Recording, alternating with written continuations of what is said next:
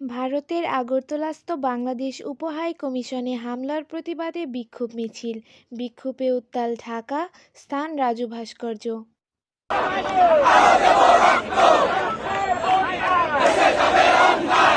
ইসকনের এই উগ্র সন্ত্রাসীরা, জঙ্গিরা, আরএসএস এর এই উগ্র সন্ত্রাসীরা, জঙ্গিরা বাংলাদেশের সেই দূতাবাসে আক্রমণ করে তারা প্রমাণ করে দিল যে তারা একটি সভ্য জাতি কিনা।